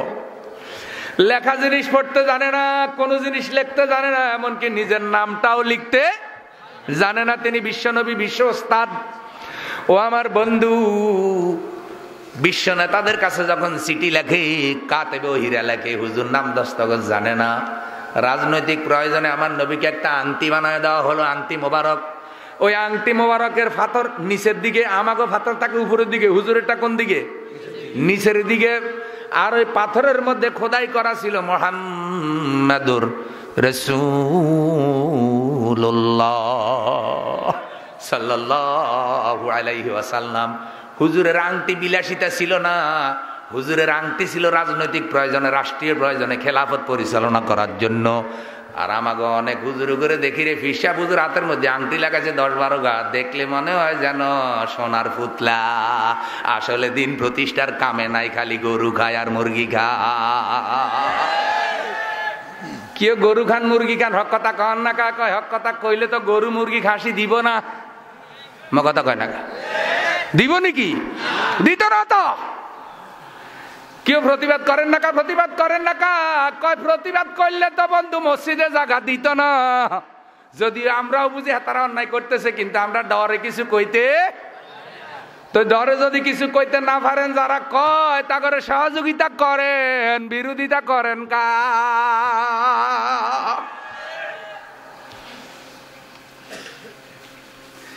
ও আমার বন্ধু, বিলাসিতা করার জন্য হুজুর আংটি বানায় নাই, আংটি পরেও না, আংটি পরছে হুজুর রাজনৈতিক প্রয়োজনে, রাষ্ট্রীয় প্রয়োজনে। যখন রাজা বাদশাদের কাছে, নেতাদের কাছে চিঠি লেখে হুজুরের কাছে রাখতো, ওই যে ডাক পিয়ন যেভাবে চিঠি দেওয়ার আগে সিল মারেনি, যদিও এখন মোবাইল আসার পরে ডাক পিয়নের এত আর কাম, কিন্তু বন্ধু আল্লাহ রসুলের কাছে চিঠি রাখলে ওই আংটির মাথার মধ্যে কালি লাগাইয়া চিঠির নিচে হুজুর সিল মোহর করে দিতেন নিজের হাতে। তখন বুঝা যেত এই চিঠিটা বিশ্ব নবীর চিঠি। হুজুর হাতে কলম নিছে, কিন্তু কোন লেখা জিনিস পড়তে। আলী রাদিয়াল্লাহু তাআলা আনহুকে জিজ্ঞাসা করলেন, আলী রে কোন জায়গায় রাসূলুল্লাহ শব্দ লেখা আমারে দেখাইয়া দাও। হযরত আলী রাদিয়াল্লাহু তাআলা আনহু দেখাই দিলেন, ইয়া রাসূলুল্লাহ এই জায়গায় লেখা।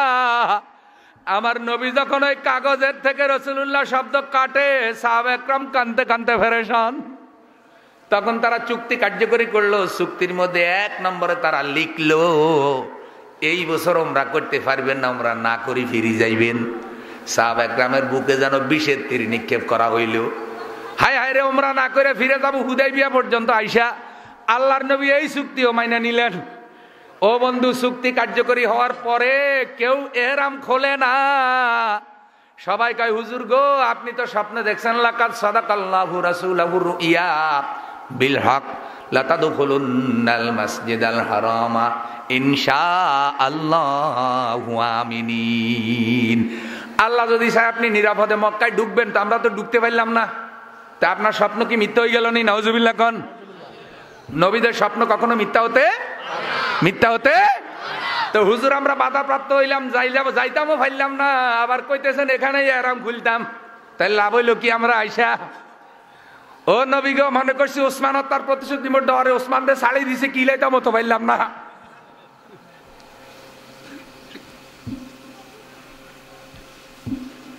ও আমার বন্ধু, বিশ্ব নবী এত 1400 সাহাবী কারে বুঝাবেন? হুজুর বললেন, তোমরা এরাম খুলে ফেলো, মাথা মুন্ডন করে ফেলো, হালাল হইয়া যাও, আমরা ফিরে যাব মদিনায়। সাহাবা একরাম কয়, হুজুর আমরা তাওয়াফ করবো, সাই করবো, তারপরে না আমরা এহরাম খুলুম। মক্কায় যাইলাম না, তাওয়াফও করলাম না, সাই করলাম না, উমরাই তো করলাম না, এহরাম খুলুম কেমনে? কেউ বুঝতে চায় না। আল্লাহ রসুল চিন্তায় পড়ে হযরত আয়েশা রাদিয়াল্লাহু তাআলা আনহার সাথে পরামর্শ করলেন কি করা যায়। ও বন্ধু, মাঝে মধ্যে বাবির বুদ্ধিও কামে লাগে কি লাগে না? কথা কয় না, লাগে কি লাগে না? যদি ভাবি আমার দিনদার হয়, বুদ্ধিমতী হয়, বালা বুদ্ধি দিব। আর উল্টা পাল্টা ভাবি হইলে দাড়িওয়ালা স্বামীর দাড়িগুলি কামাই দিব। কইবে হুজুরেরা কইছে বউ বেজার হলে দাড়ি কামান যায়। এরকম কত এরকম কিছু ভাবি আছে না নাই? দূর ও দাড়িওয়ালা জামাই ভালো লাগে না, বাবা জামাই ভালো লাগে, দাড়িও নাই, মোছে নাই।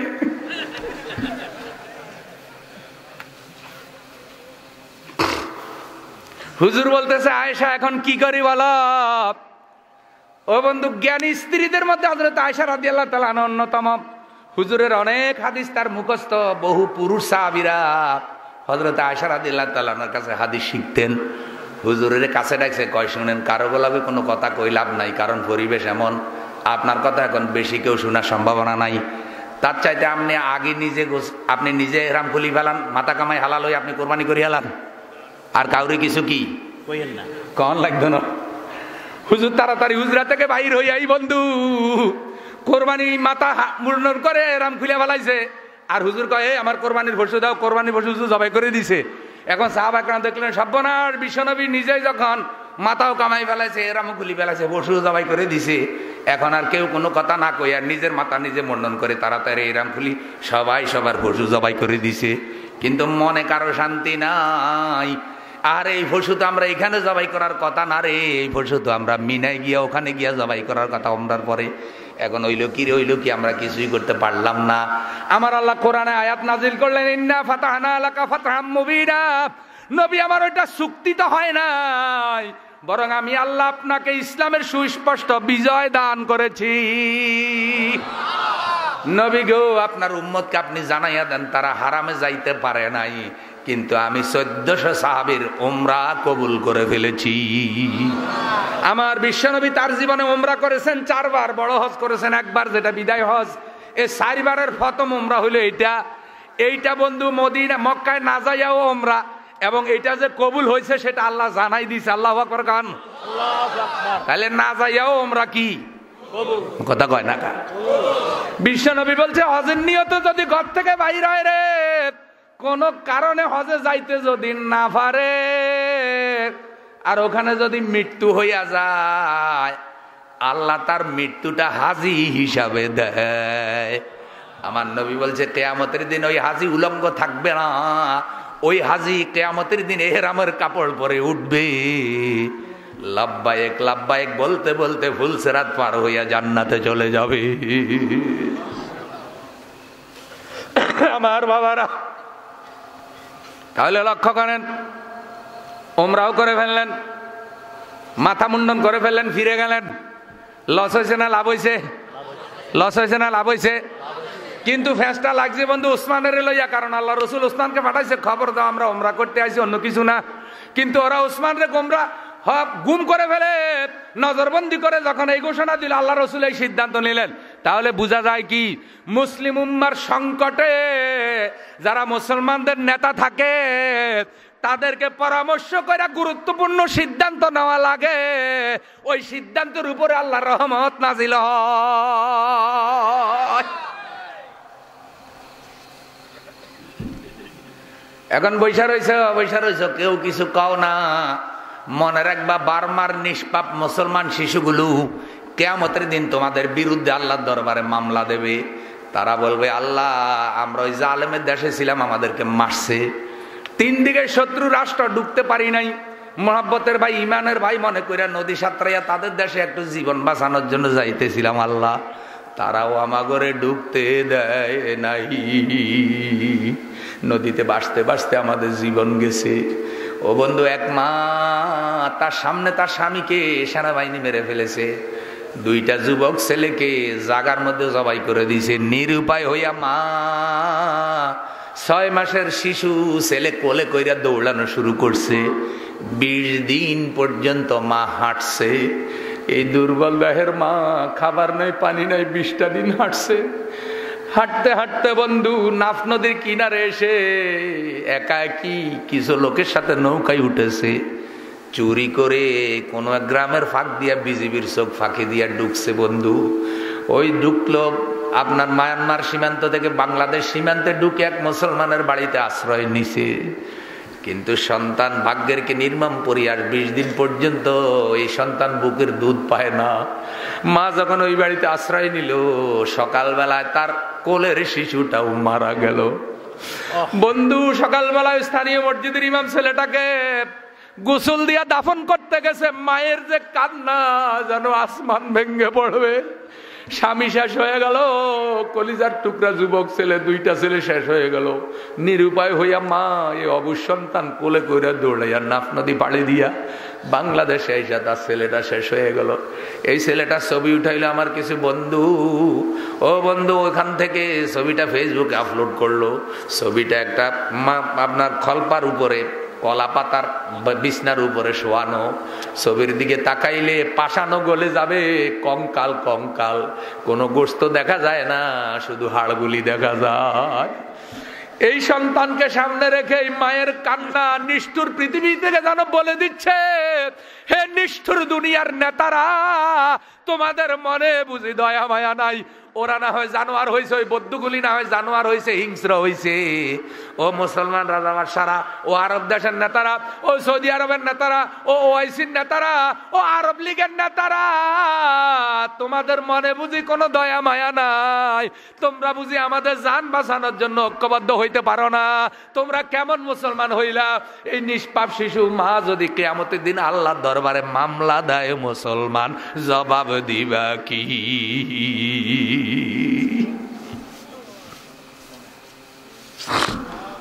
আমার ভাইয়ারা, ওদের জুলুম নির্যাতনের ইতিহাস 1000 বছর লেখলে শেষ হবে না। কত জুলুম, কত জুলুম, নিজেদের উপরে জুলুম শুরু হয়েছে। ও বন্ধু, 7-8 বছর হয়ে গেল, 10 বছরের কাছাকাছি হয়ে গেল। এই ইতিহাসগুলি লেখলো 1000 বছরে শেষ হবে না। এখন নতুন জুলুম মাত্রা যোগ হয়েছে বন্ধু, বার্মা। মার খাচ্ছে মুসলমান, কাশ্মীরে কারো কথা নাই। কাশ্মীরিদের স্বাধীনতা আন্দোলনের যেন 2টা পয়সা দাম নাই, অথচ জাতিসংঘ চুক্তি লঙ্ঘন করে ভারত কিন্তু কাশ্মীর দখল করেছিল। ও বন্ধু, সেই থেকে মুসলমানরা লড়াই করে স্বাধীনতার জন্য। আমাদের কাছে আমাদের স্বাধীনতার দাম এত বেশি, আমরা স্বাধীনতাকে এত দামে দেই, ধর্ম মানতে রাজি কিন্তু স্বাধীনতার মর্যাদা হইতে দিতে রাজি নাই। আল্লাহ বেজার হোক যেন স্বাধীনতার মর্যাদা না হয়। এটা যদি আমাদের কাছে হয়, তাহলে কাশ্মীরিদের কাছে কি কাশ্মীরের স্বাধীনতার কোনো দাম নাই? শুধু মুসলমান হওয়ার কারণে আজ পর্যন্ত কাশ্মীরে এত রক্ত যাচ্ছে, কথা বলে না। কিন্তু কাশ্মীরের জনগণ মুসলমান না হইয়া যদি ইহুদি খ্রিস্টান হইতো, বহু আগে কাশ্মীর তারা স্বাধীন করে দিত। ও মুসলমান, চোখে আঙ্গুল দিয়া দেখো, তুমি কি বকরি গাড়া, তুমি কি ভাত নাক দিয়া খাওনি? তুমি বুঝো না? বিশ্ব রাজনীতির দিকে তুমি খেয়াল করো না? তুমি মুসলমানের সন্তান হইয়া তুমি কেমনে নিজের ধর্মের ভাইয়ের উপরে আঘাত করো? ও বন্ধু, কাফের মুশরিক আঘাত করলে কষ্ট লাগে না, কিন্তু তুমি মুসলমান হইয়া যখন আঘাত করো তখন কলিজা ফেটে যায়, সইতে পারি না। তোর কস নাই রে, হুঁশিয়ারস নাই। দেখবেন ওই যে নদীতে যখন নৌকা চলে, অন্ধকারে যখন কিছুই দেখা যায় না, তখন মাল্লারা বলে মাঝি মাল্লা হুঁশিয়ার। তো কিছু কিছু স্লোগান আছে যেগুলোর মধ্যে ধর্মের কোনো বন্ধন নাই, এগুলো শরীর জ্বলে। কয় দেখছো কি স্লোগান দেয়? আর উনি যখন স্লোগান দেয়, জালো জালো, আগুন জালো, অমুকেরে ধরো, বস্তা ভরো, সকাল বিকাল ধরো, নাস্তা করো, তখন মজা লাগে। আর এইসব স্লোগান বুঝি তোমার কাছে খারাপ লাগে? ফেরাও ইন্ডিয়া জিনে দিচ্ছে, বালাজি নে ধরো।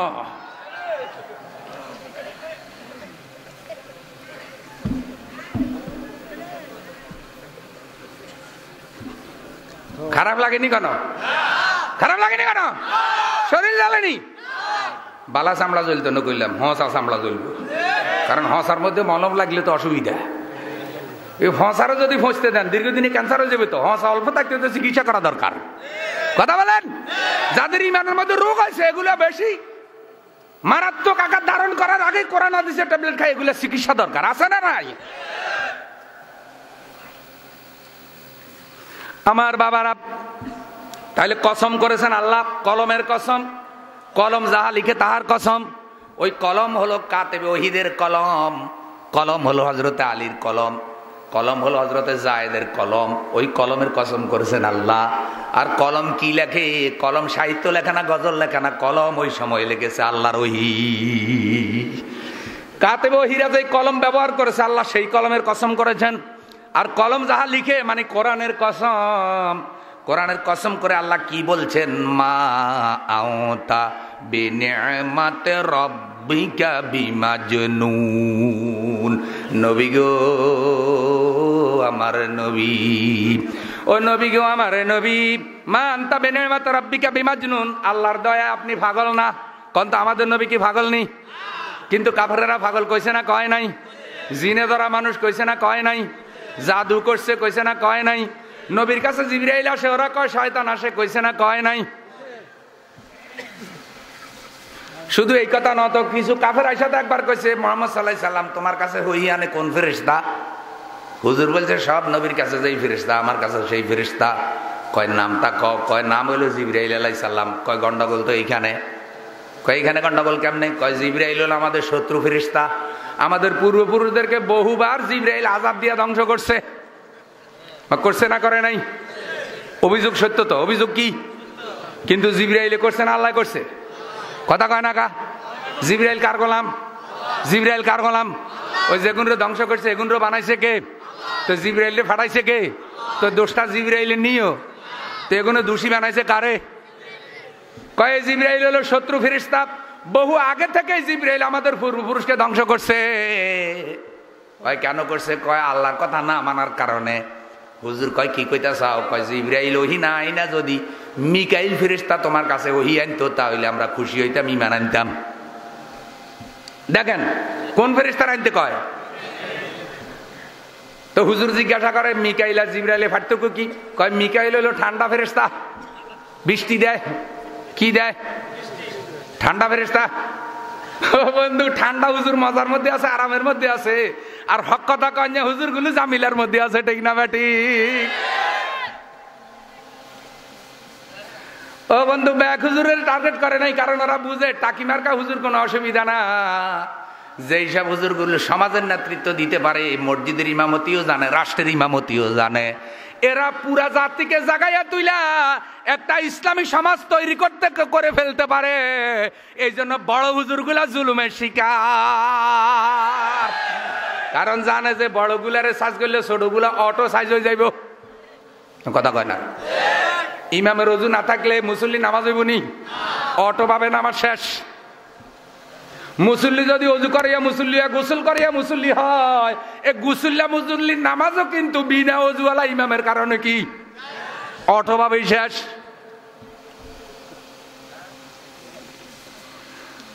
এখন এরা কয় কি ঠান্ডা ফেরেশতা। ঠান্ডা ফেরেশতার নাম কি? কি আমি কি কবরস্থানে ওয়াজ করিনি? কোনো মন খারাপ নাকি? একটু কথাবার্তা কন। ঠান্ডা ফেরেশতার নাম কি? আল্লাহ কয় ও নবী এ করে জিজ্ঞাসা কোন ফেরেশতা ওই নিয়ে পাঠাইবো, এটা ওইগুলো কই দিব। দেখছেন এবার উনি যখন কোরআনের আইনের বিরুদ্ধে কথা কয় তখন নেতার দিকে তাকাইলে মনে হয় রে আল্লাহ কোরআনটি নাজিল করার আগে আমাকে ওই নেতাগুলির লগে বুদ্ধি করলে ভালো হতো, যে ক তো আমি কোরআনে কোন আয়াতটা দিলে তোরা বিরোধিতা করতি না ক।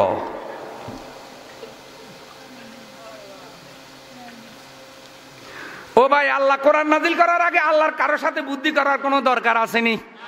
কথা কন্যাকে আসেনি? আল্লাহ তুমি বড় বুদ্ধিজীবী কেউ আসেনি। ও আমার বন্ধু এখন আল্লাহ কি কোরআনে আয়াত নাজিল করছে, কলমান কান আদুয়াল জিবরিল। ও নবী বলে দেন যারা জিবরাইলকে শত্রু মনে করে মিকাইল তাদের বন্ধু হইতে, আল্লাহও তাদের বন্ধু হইতে পারে না। কারণ জিবরাইলকে পাঠাইছে যে ফেরেশতা, মিকাইলের তো পাঠাইবো কি?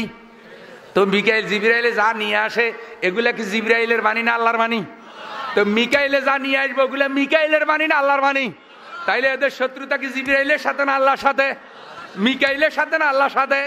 তাইলে আমাকে নুরুদ্দিন হুজুরে যা কয় এগুলা যদি আল্লাহর কথা হয় নুরুদ্দিন হুজুরের দোষ আসেনি? এখন কয় আল্লাহ রয়েছে আকাশে, নবী রয়েছে মদিনায়, কাছে আসছি নুরুদ্দিন রে লাগা।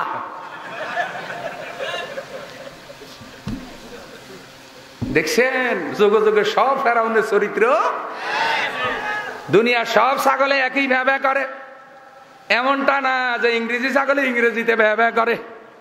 এটা হিন্দি ছাগল হিন্দিতে ভ্যাবা করেনি, বাংলা ছাগলে যে ভ্যাবা হিন্দি ছাগলেরও কি। একই ব্যাপার, ওইটা ইংরেজি ব্যাপার, ওইটা বাংলা ব্যাপার, ব্যাপারটা এমন। ও বন্ধু, মিশরের ফেরাউনে যা করছে, ব্যাবিলনের নমরুদে তা করছে, মক্কার আবু জেহেলে তা করছে, আর এখন সারা দুনিয়ায় মুসলিম দেশগুলোতে টাকি মার্কা আবু জেহেল গুলাও একই চরিত্রে,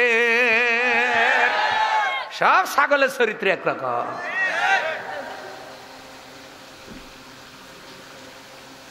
ওষুধ হবে, রোগ হবে যেখানে, ওষুধ হবে কি? কথা কয় না।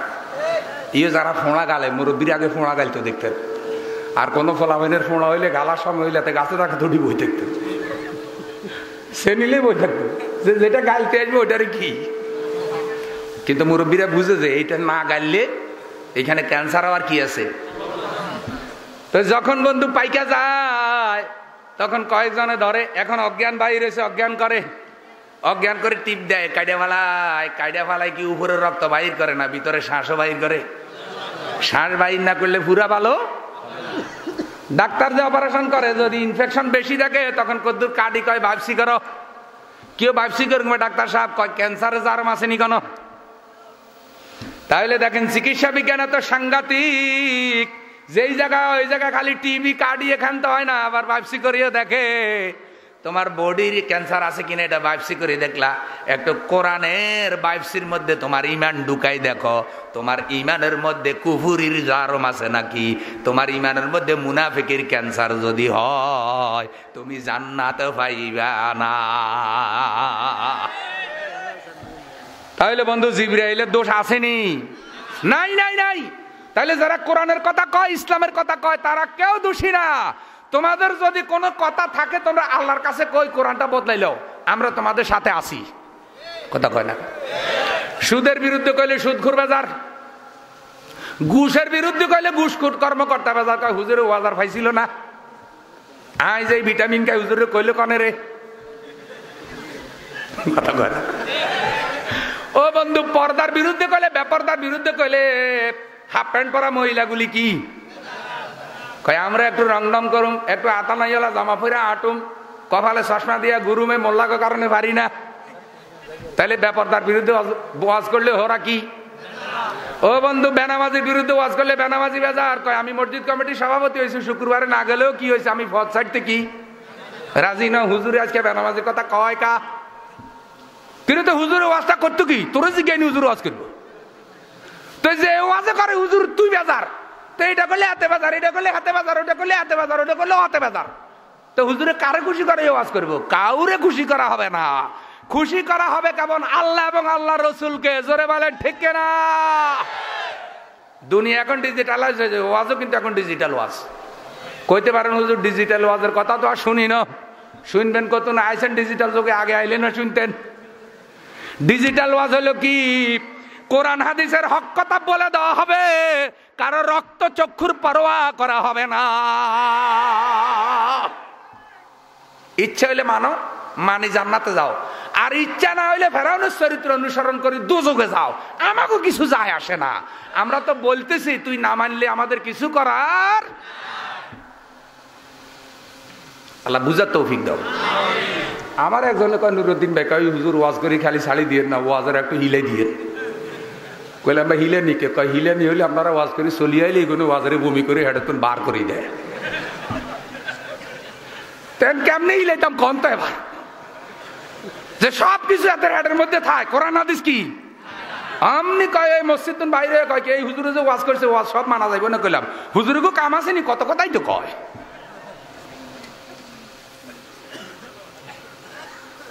আহা আমার প্রিয় ভাইয়ারা, তাহলে আমাদের নবী কখনো পাগল হতে, নবী যা করতেছে এগুলা পাগলামি নয়, এগুলো হলো নবুয়তের কাজ। সুবহানাল্লাহ। আল্লাহ বলছে মা আনতা বিনিমাতি রাব্বিকা বিমাজনুন, আপনার রবের দয়ায় নবী গো আপনি পাগল নয়। ওয়া ইন্না লাকা লাআজরান গায়রা মামনুন, আমি আল্লাহ শুধু দুনিয়াতে নয় পরকালেও আপনার জন্য অপুরন্ত নেয়ামত রেখে দিয়েছি। বিশ্বনবীর উম্মতেরা এই দুনিয়া আজ আসি কাল নাই, কোই আগে রওয়ানা হয় কোই পিছে রওয়ানা। यहाँ सब मुसाफिर है वही आखिर ठिकाना, कोई आगे रवाना है कोई पीछे रवाना। কেউ আগে আর কেউ পিছে যাওয়া লাগবে কি লাগবে না? লাগবে কি লাগবে না? ও আমার বন্ধু, চিরস্থায়ী জীবন পরকাল, পরকাল। যে জীবনে মৃত্যু নাই, যে জীবনের শেষ নাই, আমরা সেই জীবনের যাত্রী। আমরা জানি না, কারো হয়তো কাফনের কাপড় তৈরি হয়ে গেছে, কারো কবর তৈরি হয়ে গেছে, কারো জন্য আতর তৈরি হয়ে গেছে, সুরমা তৈরি হয়ে গেছে, আমরা জানি না। সুতরাং আসুন, দুনিয়ার ক্ষমতার লোভ নয়, দুনিয়ার টাকা পয়সার লোভ নয়, দুনিয়ার কোনো কারণে আমরা যেন আল্লাহর বিরুদ্ধে না যাই, নবীর বিরুদ্ধে না যাই। যোগে যোগে যারা ইসলামের বিরুদ্ধে গেছে তাদেরও কিছু যুক্তি ছিল, ওই যুক্তি